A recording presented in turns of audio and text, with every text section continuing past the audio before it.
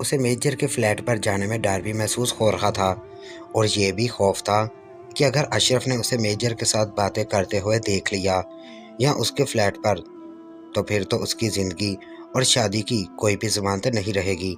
لیکن جو بھی ہوا، اسے ایک بار تو یہ رسک لینا ہی تھا۔ جیسے جیسے وہ خود کو تیار کر رہی تھی، اس کے دل کی دھڑکن بھی تیز ہوتی جا رہی تھی۔ ہر خوف کے اور ہر خطرے کے باوجود، اپنی زندگی اور اپنی شادی کو خطرے میں ڈالتے ہوئے بھی وہ میجر کے پاس جانا چاہتی تھی، اپنی ویڈیوز اور فوٹو حاصل کرنے۔ یہ فیصلہ وہ نہیں کر پا رہی تھی، کیونکہ دل کے کسی کونے میں اس کے یہ ڈر بھی موجود تھا کہ اگر وہی کچھ ہو گیا تو ہوا تو دیکھا جائے گا۔ پھر آخر اس نے فیصلہ کر ہی لیا۔ صبا نے ایک دوپٹہ اپنے سر پر اچھے سے لیا اور دھڑکتے ہوئے دل کے ساتھ اپنے فلیٹ کا دروازہ کھولا اور باہر دیکھا۔ گرمیوں کی دوپہر تھی تو باہر کوئی بھی نہیں تھا، سب لوگ اپنے اپنے کام پر تھے یا گھروں میں آرام کر رہے تھے۔ صبا نے اپنے فلیٹ کے گیٹ سے باہر پیر رکھا اور اپنے فلیٹ کو لاک کر کے اپنی بے چینی کو کنٹرول کرتے ہوئے قدم بڑھائے اور میجر کے دروازے کے سامنے جا کر کھڑی ہو گئی۔ یہاں تک تو وہ آ چکی تھی، لیکن اب اس کی ہمت نہیں ہو رہی تھی کہ وہ کیسے نوک کرے دروازے پر۔ اس کی سانس بہت پھول رہی تھی اور دل کی دھڑکن تیز ہو رہی تھی۔ ایک طرف اسے میجر کے پاس جانے کا خوف تھا، تو دوسری طرف یہ بھی ڈر تھا کہ کوئی دیکھ نہ لے اسے۔ جب اس کی ہمت نہ ہوئی تو واپس پلٹ آئی، لیکن 2 قدم بڑھا کر ہی پھر پلٹی اور ایک بار پھر میجر کے دروازے پر تھی۔ اس بار کانپتے ہوئے ہاتھ اٹھے اور اس نے بیل دبا دی۔ بیل کے دبانے کے بعد چند لمحے گھنٹوں کی طرح گزرنے لگے۔ ایسے لگ رہا تھا جیسے پتہ نہیں کتنی دیر ہو گئی ہے اسے بیل دباتے ہوئے، اور کوئی کھول ہی نہیں رہا دروازہ۔ دوبارہ بیل دینے کی اس میں ہمت نہیں تھی۔ ابھی وہ واپس پلٹنے کا سوچ ہی رہی تھی کہ دروازہ کھل گیا اور اس کے سامنے میجر صاحب کا جوان اور طاقتور جسم کھڑا نظر آنے لگا۔ اس کی ٹانگیں کانپنے لگی۔ اس کی نظر اب صرف اس کے جسم پر ہی تھی۔ سانولا رنگ لیکن بہت ہی مضبوط جسم۔ وہ بس اس کے جسم کو تکتے جا رہی تھی۔ جیسے ہی میجر صاحب نے صبا کو اپنے دروازے پر اور پھر اپنے جسم کو گھورتے ہوئے دیکھا تو خود بخود ہی اس کے چہرے پر مسکراہٹ پھیل گئی۔ میجر، ہاں کیا بات ہے؟ کیا کرنے آئی ہے؟ ابھی تو میں نے ٹیپ چلائی بھی نہیں ہے، پھر کیوں آ گئی ہے؟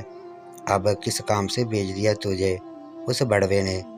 صبا پلیز میجر صاحب ایسا نہ کہیں، وہ مجھے آپ سے کچھ بات کرنی تھی۔ صبا جیسے ہوش میں آتے ہوئے بولی۔ میجر، ہاں کرو جلدی، میری نیند خراب نہ کرو۔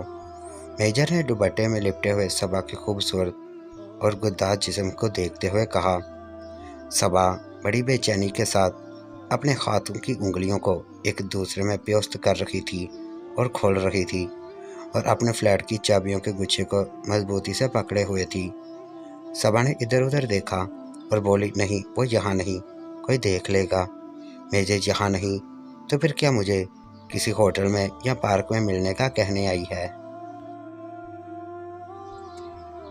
یہ رنڈیوں والے کام کب سے شروع کر دیے نے؟ تجھے تو تیرے اس شوہر نے بڑی کوئی شریف بنا کر پیش کیا ہوا ہے سب کے سامنے۔ صبا پلیز میجر صاحب ایسا مت بولیں، اندر جا کر بات ہو سکتی ہے کیا آپ سے؟ صرف چند منٹ۔ صبا کو بہت بے عزتی محسوس ہو رہی تھی، لیکن اسے پتہ تھا میجر اسے ذلیل کیے بنا نہیں رہ سکتا۔ میجر کی باتوں سے ذلیل ہونے پر وہ خود کو بہت ہی بے بس محسوس کر رہی تھی۔ اسے خیال آ رہا تھا کہ وہ آخر کیوں دوبارہ اس کے سامنے آ گئی ہے۔ میجر، لیکن اگر تیرے شوہر نے تجھے میرے فلیٹ میں دیکھ لیا تو؟ خلاف توقع اس بار میجر نے کچھ نرمی سے بولا تھا۔ صبا گھبرا کر، نہیں پلیز، بس تھوڑی دیر بات کرنی ہے آپ سے۔ صبا نے منت سماجت کی اس کی۔ میجر نے بھی ادھر ادھر دیکھا اور مسکرا دیا، اور پھر تھوڑا سا راستہ دیتے ہوئے بولا، ٹھیک ہے تو پھر آ جاؤ اندر، اندر آ کر بات کر لو، لیکن جلدی کرنا، میرے پاس ٹائم نہیں ہے۔ صبا نے ایک نظر پھر سے کوریڈور میں ڈالی اور بہت ہی تیز دھڑکتے ہوئے دل کے ساتھ میجر کے فلیٹ میں قدم رکھ دیا۔ میجر دروازے میں ہی کھڑا رہا اور صبا کو گزرنے کا تھوڑا سا راستہ دیا۔ ایک لمحے کے لیے تو صبا کو میجر کی یہ بات بھی بہت بری لگی۔ لیکن پھر وقت کی نزاکت کو دیکھتے ہوئے وہ آگے بڑھ گئی۔ جو وہ حاصل کرنے آئی تھی اس کے لیے اسے کچھ تو برداشت کرنا ہی تھا، اور پھر وہی ہوا جو میجر چاہتا تھا۔ صبا کا جسم اس کے جسم سے چھو کر آگے گیا۔ اس کے اندر آنے کے بعد میجر نے بھی اپنا دروازہ بند کر لیا۔ صبا آگے آگے چل رہی تھی اور میجر اس کے پیچھے پیچھے آتا اس کو دیکھ رہا تھا۔ صبا کو یہی دل میں خوف آ رہا تھا کہ ابھی یہ وحشی جانور مجھے پیچھے سے دبوچ لے گا اور ایک بار پھر وہی سے کھیل شروع کر دے گا۔ صبا کسی بھی لمحے اس کے ہاتھوں کا لمس اپنے جسم پر محسوس کرنے کے لیے خود کو تیار کر چکی تھی، لیکن میجر نے ایسی کوئی حرکت نہ کی جس سے صبا کو تھوڑا حوصلہ ہوا اور لگا شاید بات بن جائے۔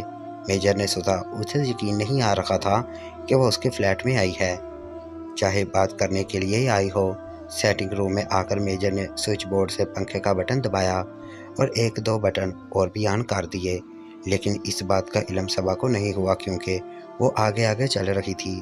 میجر کے فلیٹ کے سیٹنگ روم میں پہنچی تو دیکھا بہت ہی بے ترتیب سا کمرہ ہے، ہر طرف کپڑے اور سامان بکھرا پڑا ہے۔